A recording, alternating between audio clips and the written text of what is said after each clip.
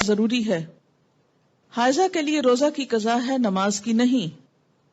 ہمارے یہاں عام طور پر یہ خیال پایا جاتا ہے نا کہ اگر پیریڈز آ بھی جائیں تو روزہ نہیں توڑنا چاہیے اور کچھ کھانا پینا نہیں چاہیے، اس دن کا ہو جاتا ہے. یہ خیال غلط ہے. دوسرا یہ کہ یہ کہا جاتا ہے کہ چلیں اگر نہیں کھائے پیئیں گے تو روزے کا ثواب مل جائے گا. ایسی بھی کوئی بات کہیں نہیں لکھی ہوئی. جب روزہ ہوا ہی نہیں تو ثواب کائے کا ملا؟ ناپاک حالت میں روزہ رکھنے کا یہ ثواب ہے، الٹا گناہ ہے. یعنی ناپاکی میں کس نے روزہ رکھنے کو کہا؟ اور جب روزہ ہی نہیں تو کھانا پینا کیوں حرام کر لیا اپنے اوپر؟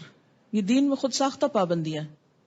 بعض اوقات ایک دم شوگر لیول ڈاؤن ہو جاتا ہے یا کوئی اور تکلیف ہوتی ہے، دوا لینے کی ضرورت ہوتی ہے، تو ایسے میں بے جا کی پابندی کے نہیں روزہ رکھے چلے جاؤ، جیسے عام طور پر ہمارے معاشرے میں یہ چیز پائی جاتی ہے، تو یہ درست نہیں. عن ابی سعید الخدری رضی اللہ عنہ قال قال النبی صلی اللہ علیہ وسلم الیس اذا حادت لم تصلی ولم تصم فذلك من نقصان دینها رواہ البخاری.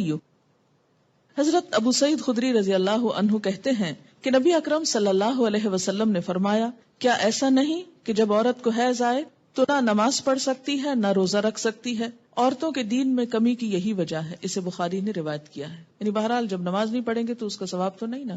یہ الگ بات ہے کہ وہ ایک معذوری کی حالت ہے، تو ایسے میں اس کو کمپنسیٹ کرنے کے لیے کوئی ذکر، اذکار اور تسبیحات کثرت سے کرنی چاہیے. اس سے نہ صرف یہ کہ وہ ثواب کا نقصان پورا ہوتا ہے، بلکہ جو ڈپریشن کی ایک حالت آنے لگتی ہے اس کا ازالہ بھی ہو جاتا ہے. آزما کر دیکھ سکتے ہیں. اور نقصان دینہا کے کئی ایک معنی ہیں. یہ جو عربی لفظ ہے نا نقصان دین، نقصان عربی میں کمی کو کہتے ہیں. قرآن پاک میں آپ نے پڑھا نا وَلَنَبْلُوَنَّكُمْ بِشَيْءٍ مِّنَ الْجُوعِ وَنَقْصٍ مِّنَ الْأَمْوَالِ. نقص اردو میں کہتے ہیں خرابی کو.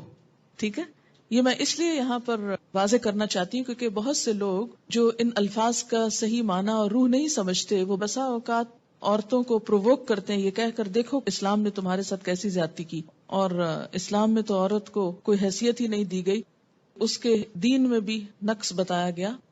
تو نقص اور نقصان کمی کے لیے ہے، کسی عیب اور خرابی کے لیے نہیں. اب آپ دیکھیے کہ نماز میں تو کمی ہوتی ہے، لیکن اس وقت میں جو تکلیف کی یا اذیت کی کیفیت ہوتی ہے اس کا صلہ بھی ملتا ہے، کیونکہ اللہ تعالیٰ نے لکھ دیا نا یہ.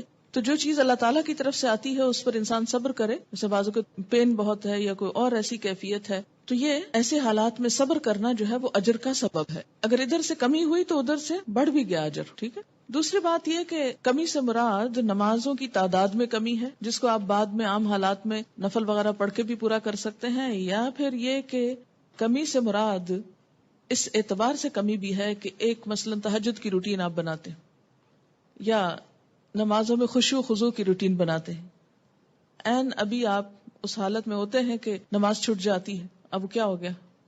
نہ صرف یہ کہ وہ چند دن نمازوں کی کمی ہوئی، بلکہ دوبارہ ایک اچھی حالت میں آنے کے لیے، دوبارہ سے نئی عادت بنانے کے لیے پھر ایک مشکل پڑ جاتی.